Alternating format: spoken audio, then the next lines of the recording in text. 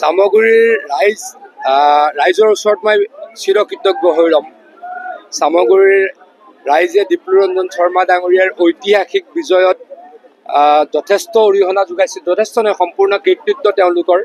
গতিকে তেওঁলোকৰ ওচৰত বিজেপি দলৰ কাৰ্যকৰ্তা হিচাপে মই চিৰকৃতজ্ঞ। আজিও আহি তেখেতলোকৰ ওচৰত কৃতজ্ঞতা প্ৰকাশ কৰিলোঁ।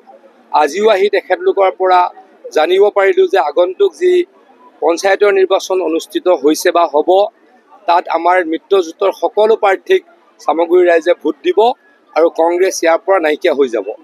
কেতিয়াবা ভাবিব পাৰিছিল নে সামগুৰিৰ নিচিনা সমষ্টিত বিনা প্ৰতিদ্বন্দ্বিতাৰে বিজেপি দলে এজন আঞ্চলিক পঞ্চায়তৰ সদস্য পদত প্ৰাৰ্থী জিকাব পাৰিব? সেইটো আগতে কেতিয়াও হোৱা নাছিল, প্ৰথমবাৰ কাৰণে হৈছে। আৰু আগতে কেতিয়াও বিজেপি ইয়াতে ফুটনি পুতিব পৰা নাছিলে, বিজেপিয়ে এইবাৰ ইয়াতে জিকিলে। গতিকে মই সামগুৰিবাসী ৰাইজক সদায় কৰাৰ দৰে আজিও মই নমস্কাৰ কৰোঁ, ধন্যবাদ জ্ঞাপন কৰোঁ, কৃতজ্ঞতা প্ৰকাশ কৰোঁ। অনাগত সময়তো যিসকল ৰাষ্ট্ৰবাদী তেওঁলোকে বিজেপিৰ লগত থাকিব আৰু বিজেপিয়েও তেখেতলোকক প্ৰত্যেক দিনে সন্মান কৰিব, প্ৰত্যেক দিনাই তেখেতলোকৰ লগত থাকিব।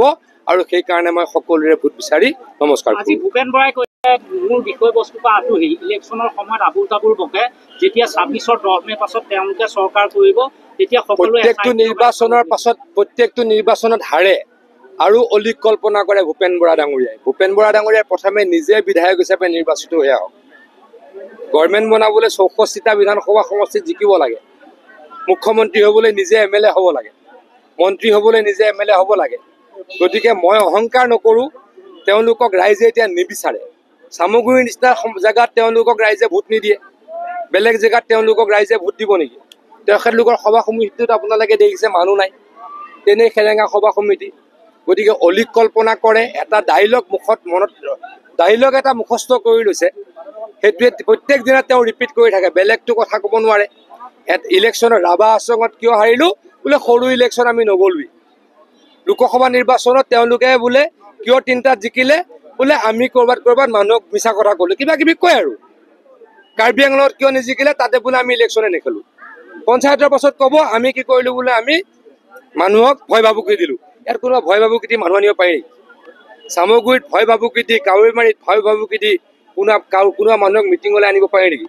কিন্তু তেওঁলোকে এটা উত্তৰ বনাই ৰাখিছে, ভয় ভাবুকিৰে বিজেপি আৰু AGP বা UPPL ৰাভা যৌথ মঞ্চ গণশক্তি জিকিল, এটা বাক্য এটা বনাই ৰাখিছে। তাৰ পাছতে আকৌ বিধানসভা নিৰ্বাচনত জিকিম বুলি কয়। চিৰিয়েলি প্ৰত্যেকটো ইলেকশ্যনত হাৰে আৰু বিধানসভা নিৰ্বাচনত জিকিম বুলি কয়।